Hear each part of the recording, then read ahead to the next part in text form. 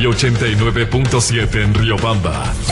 Democracia 920 AM y Democracia TV para todo el mundo.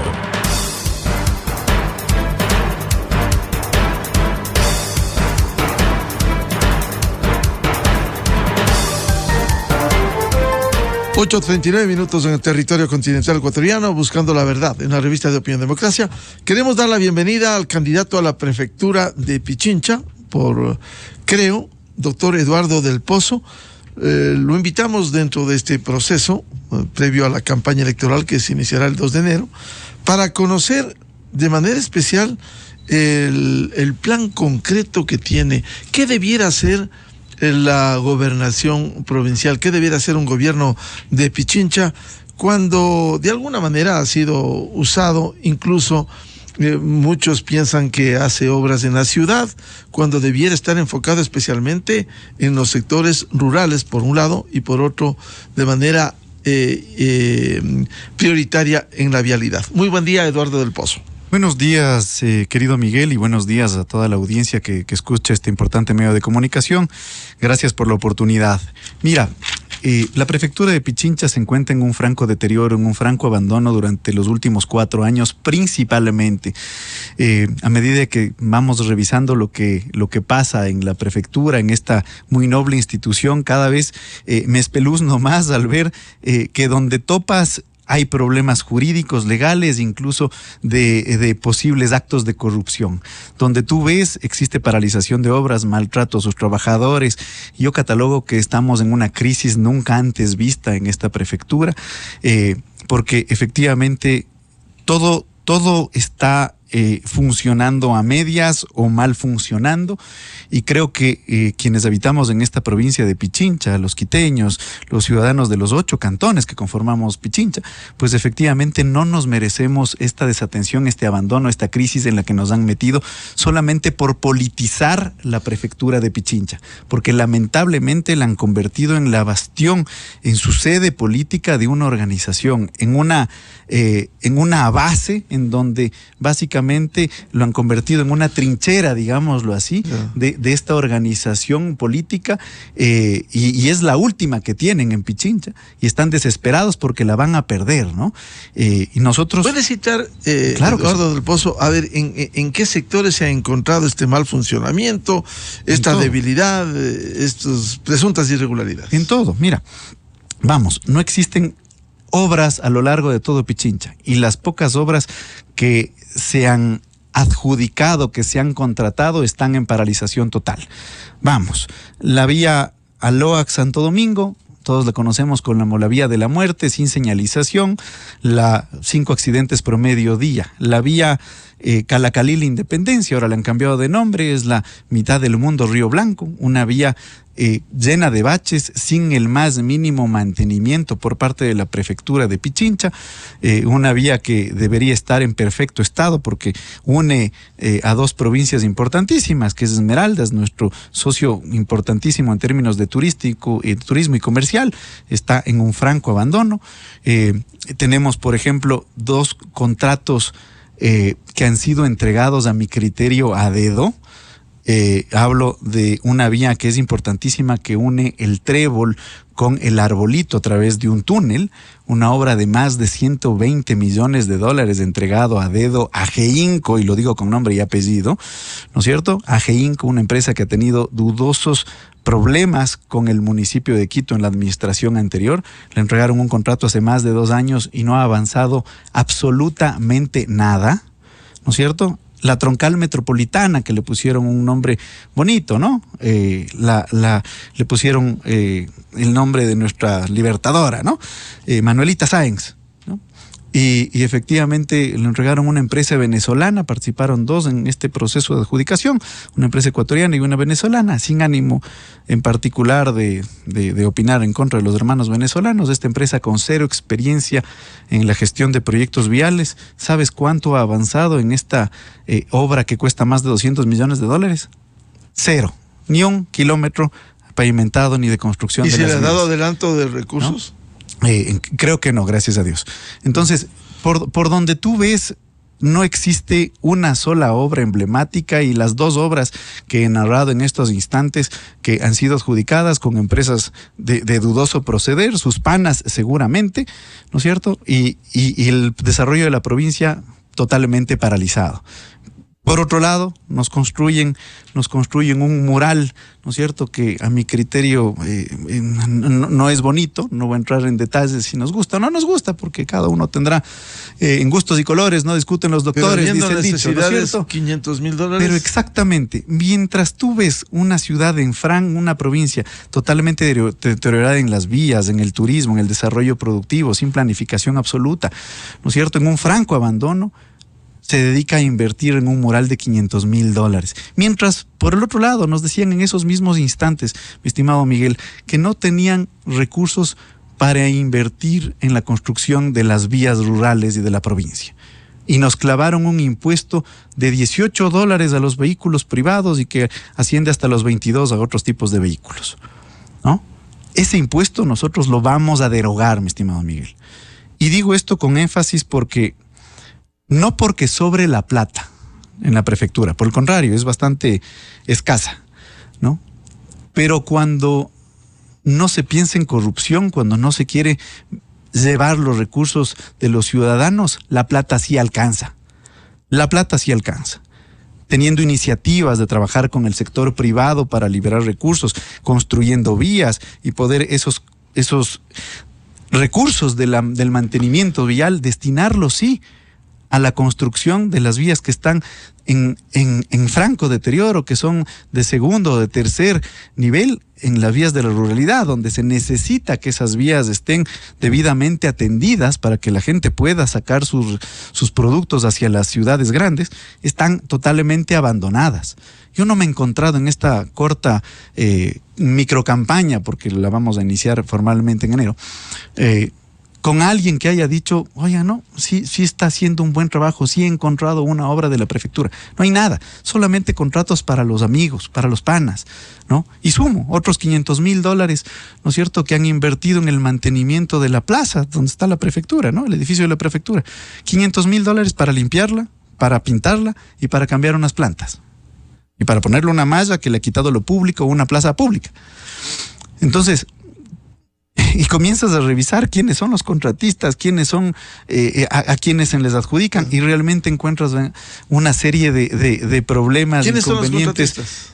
Por ejemplo, del mural del señor Ewis, abiertamente correísta, abiertamente fan de la señora Pavón y de todo su círculo íntimo de amigos, ¿no es cierto?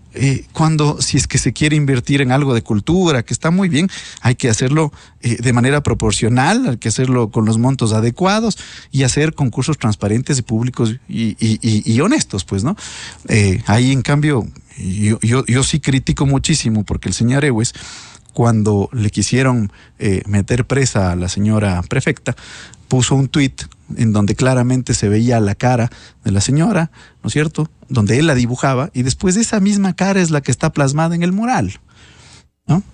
Entonces, ¿de qué estamos hablando? Eso es lo que están haciendo con nuestra prefectura. Por eso yo sostengo que está secuestrada, mi estimado Miguel, con mucho énfasis, que nosotros, gracias a Dios, tenemos modestamente la experiencia y el plan para rescatar esta provincia de Pichincha y volverla a encaminar en la vía del desarrollo, quitándole la politiquería de lado. Porque lamentablemente quienes están ahí solo se han dedicado a hacer su bastión, su base política de su organización, y no para trabajar en términos de seguridad, donde no han invertido un solo centavo en 4 años, donde no han generado una estrategia de productividad, donde no existe un plan de turismo, donde no existe un plan vial por desarrollarse, en donde sus intereses realmente solo son el de atender a sus amigos y a su círculo de panas. O sea, eso es lo que tiene que acabarse en la política, mi querido Miguel. Y por eso nosotros queremos rescatar esta provincia de Pichincha. A propósito del plan vial, ¿no sería mejor, porque esta ha sido una distorsión, que desarrolle vías importantes, como ha mencionado la LOAC Santo Domingo, que es la conexión Sierra Costa, o la vía noroccidente de Pichincha, mejorar esas vías, además de las vías secundarias tan fundamentales para la producción, que hacer, por necesaria que sea, frente a la realidad del distrito metropolitano, hacer una troncal metropolitana. ¿Le corresponde eso?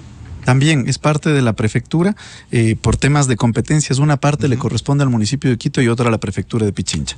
Pero aquí lo que tiene que haber es un trabajo conjunto, siendo importante, ¿no? Eso, ¿no debiera dedicarse a otras prioridades como las vías, repito, a Loa Santo Domingo o la vía noroccidente? Es que se puede hacer todo cuando no existe intereses de por medio, pues. O sea, se puede avanzar en la construcción, por ejemplo, de la vía Calacalil Independencia, ahora le he cambiado de nombre, es mitad del mundo Río Blanco. Se puede hacer una ampliación en algunos tramos, ¿no es cierto? Y un desvío por Nanegalito y la construcción desde Pedro Vicente Maldonado hasta la Sexta. Solamente esto que estoy narrando en estos instantes acortaría más de 40 minutos en el traslado de Pichinchas y Esmeraldas. ¿Y qué importante es esto? Porque Esmeraldas tiene el puerto marítimo más cercano a la provincia de Pichincha y a la ciudad de Quito. Y ese puerto tiene que convertirse en el puerto natural de Pichincha y de Quito. Pero para que ello suceda hay que ahorrar los tiempos de traslado y hay que mantener adecuadamente esa vía. Y no solo aquello, sino que hay que unir al sur de la ciudad, que también es súper productivo, con esta vía importante. Y por eso vamos a construir también la vía Yoamindo, que también une este sector importante de la capital, específicamente el sur. ¿Y con qué financiamiento? Con financiamiento de la empresa privada, estimado Manuel. No hay que tenerle miedo a trabajar con la empresa privada. De hecho, si es que se trabaja bien con la empresa privada, puedes liberar recursos justamente para que, con los pocos recursos que tiene la prefectura, sí intervenían en las vías de la ruralidad, que son las más desatendidas y quienes más necesitan justamente unas vías decentes para sacar sus productos. Obviamente que hay que hacer contratos que no sean a dedo, ¿no es cierto? Unos contratos transparentes, que es legítimo, evidentemente, que se contrate a una empresa privada que, una vez que haga la inversión, ponga los peajes para que tengan un retorno a mediano y largo plazo. Hablemos de 20, 25 años. Está muy bien. Y ahí se sacan los recursos para poder mantener las vías. Correcto. Pero no hay que hacer al revés como quisieron hacer en la LOAC Santo Domingo, pues, ¿no?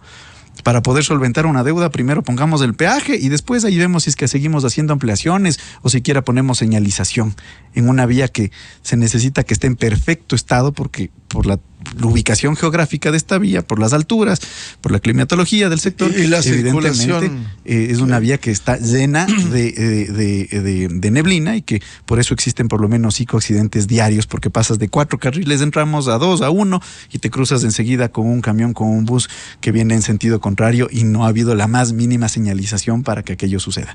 Entonces, por eso es que existen tantos accidentes en la zona y por eso es que esta vía tiene que corregirse inmediatamente, pues no puede estar en este estado en el que se encuentra en estos momentos, y eso es deleznable. ¿Cómo atender de una mejor manera a los sectores rurales? Que es una de las demandas desde un gobierno provincial que debiera atacar precisamente para el desarrollo productivo. Demanda del país. Yo atribuyo los últimos manifestaciones que tuvimos en octubre del 2019 y en junio de este año a la desatención principalmente de la prefectura de Pichincha, de las prefecturas en general que están desatendiendo lo rural, que han generado una brecha gigantesca entre lo urbano y lo rural, porque esa brecha de pobreza que se ha marcado es justamente porque las prefecturas, y en el caso de Pichincha, esta prefectura, ¿no es cierto?, ha ahondado esas diferencias porque ha desatendido. Dentro de la Constitución, pues existe gobierno nacional, gobiernos provinciales, gobiernos cantonales y hasta parroquiales. Quienes están jurídicamente encargados de la atención, de sacar adelante el desarrollo, el turismo, la vialidad, ¿no es cierto?, de la ruralidad, es justamente las prefecturas. Y por eso es que actores politiqueros aprovechan estas desigualdades, estos problemas coyunturales, para después venir a la ciudad a generar lo que ha pasado en las últimas manifestaciones de junio y demás, ¿no? Pero quien es el responsable principalmente de esa desigualdad y de esa división es justamente la prefectura de Pichincha. Y nosotros sí vamos a regresar a ver al agro, porque ahí hay que ponerle mucha atención.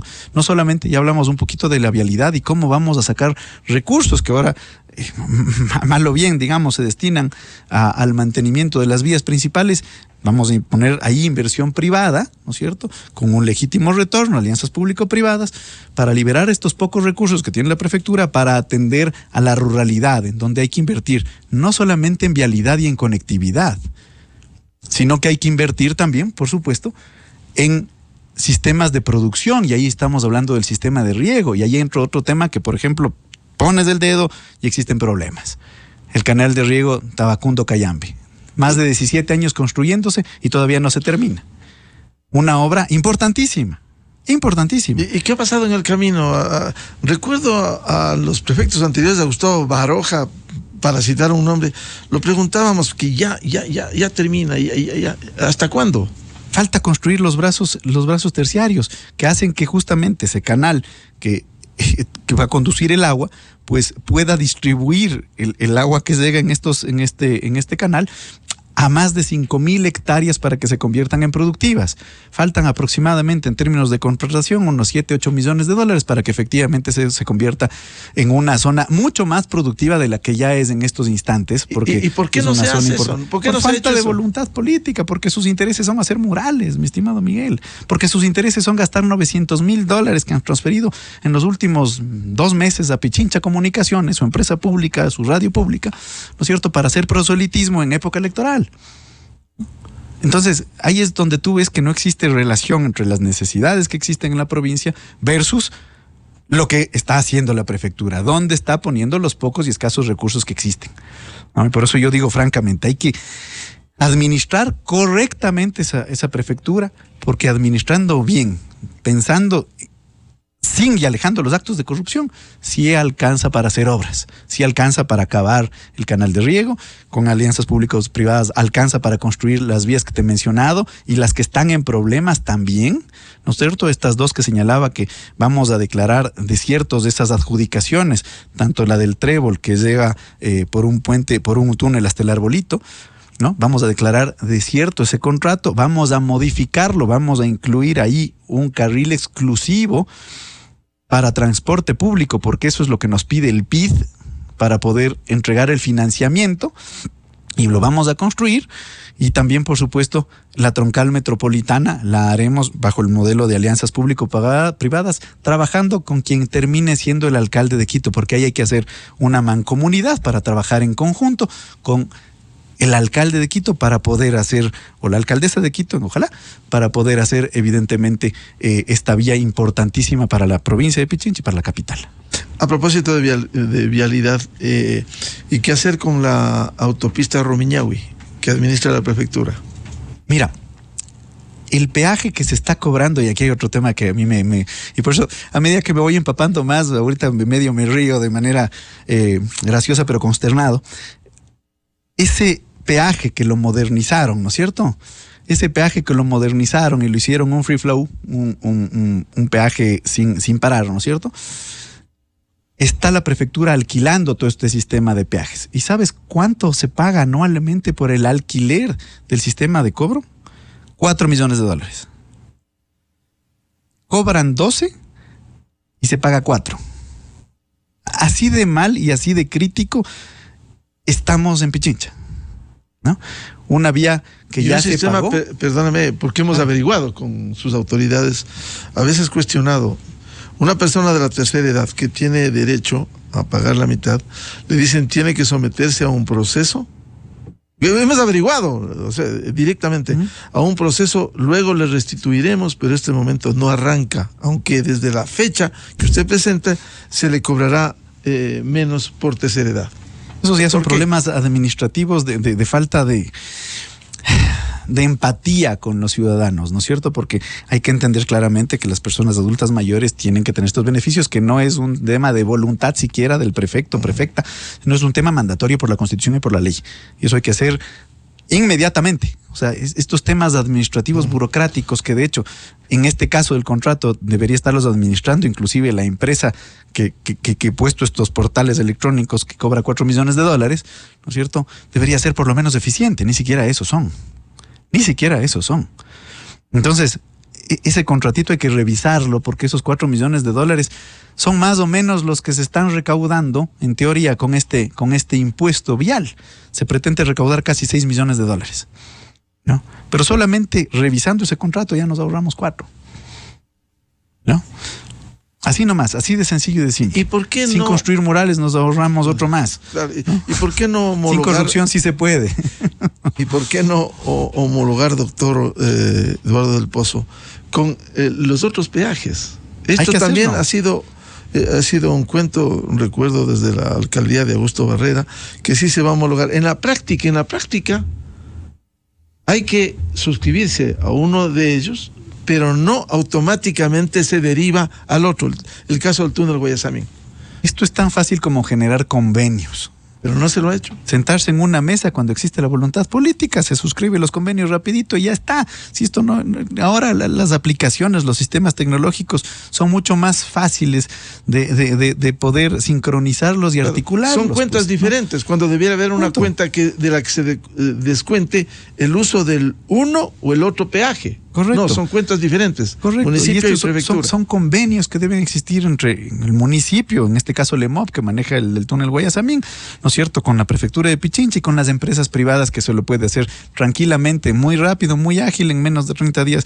Eso se soluciona así, al paso, sin generarle trámites burocráticos al ciudadano, que efectivamente tiene que, hoy por hoy, ponerle un TAC, entonces tiene que ir a hacer tramitología en el otro, en la empresa privada y en el municipio para que le homologuen, y una aplicación, la otra aplicación, es una tramitología invivible, que tú finalmente no sabes si es que tienes este peaje, este TAG o el otro, o cuál tienes, ¿no? Es un completo relajo, cuando esto tiene que ser un solo sistema fácil de administrado, y eso debería pasar, ¿no es cierto?, en una provincia funcional, donde se entienda que el prefecto tiene un consejo conformado por los 8 alcaldes, en donde los 8 alcaldes le sugieren, le dicen, opinan y votan, pues, ¿no? Votan las ordenanzas que funcionan para toda la provincia. Entonces, el alcalde, lógicamente, que tiene que tener relación y articulación con los alcaldes. Pero ahorita lo que te digo, no quieren trabajar con el gobierno nacional porque no, es de otro partido político. No quieren trabajar con el alcalde de Quito, no, porque ¿para qué? ¿No? ¿Por qué? Porque le vamos a dar potencial político. Con las juntas parroquiales, solo con las que son de mi partido. Eso se tiene que acabar, Miguel. Esa politiquería hay que desterrarla de nuestro país por fin, ¿no? A propósito de lo que dijo el doctor Eduardo del Pozo, ¿qué haría usted con el medio de comunicación que tiene el gobierno de Pichincha?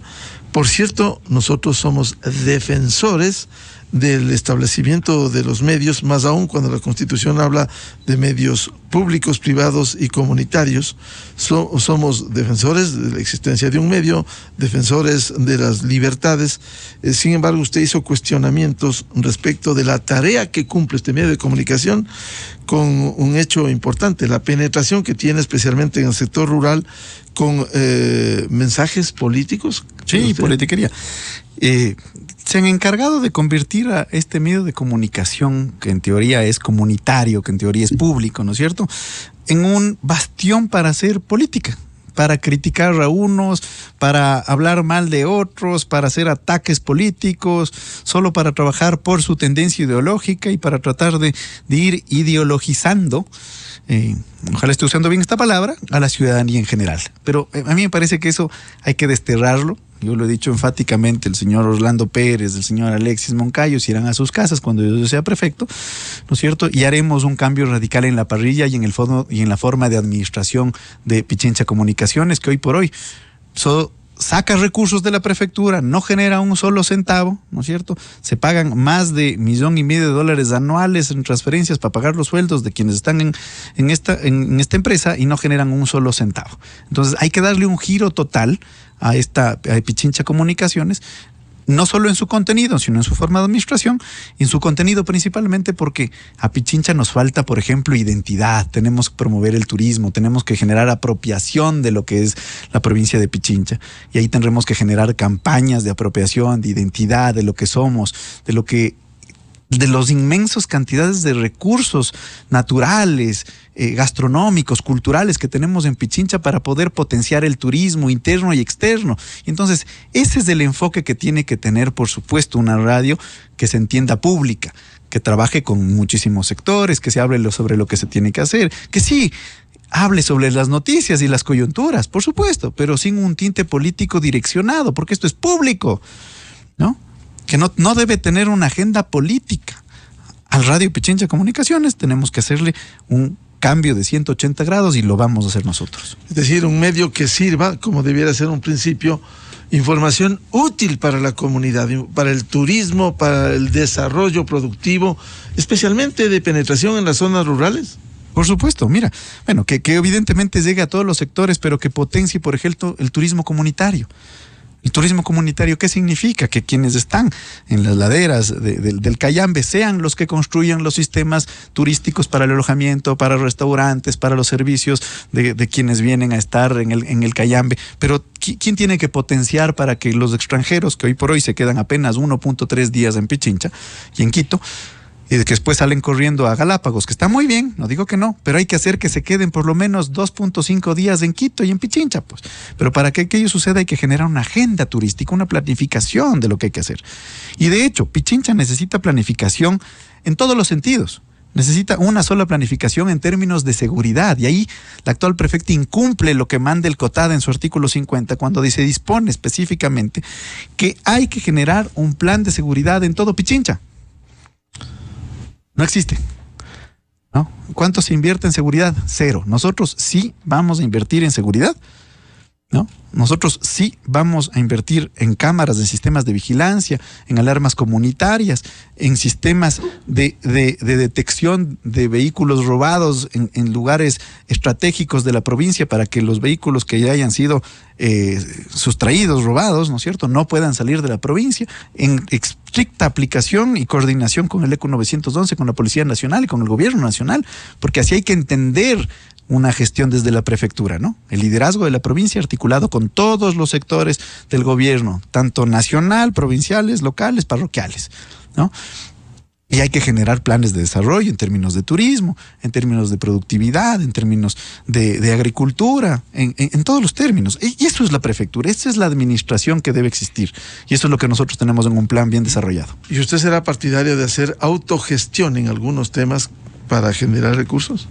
Autogestión y coordinación con a través de convenios de concurrencia con otras entidades del gobierno, y ya te digo, gobiernos locales, los gobiernos parroquiales, ¿no? Hay que generar, porque a veces existen los problemas, no vean, yo no puedo generar esta canchita y esta calle porque la competencia es de la junta parroquial, no, y aquí pasa un problema, y en todos los cantones, ¿no?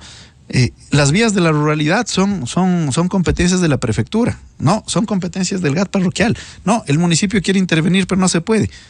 Es fácil sentarse, ¿no es cierto?, en un consejo provincial donde tienes a tus alcaldes y delegados de las parroquias o en mesas de trabajo y decir, esta vía queremos hacer, necesidad porque existe un plan turístico para esta zona.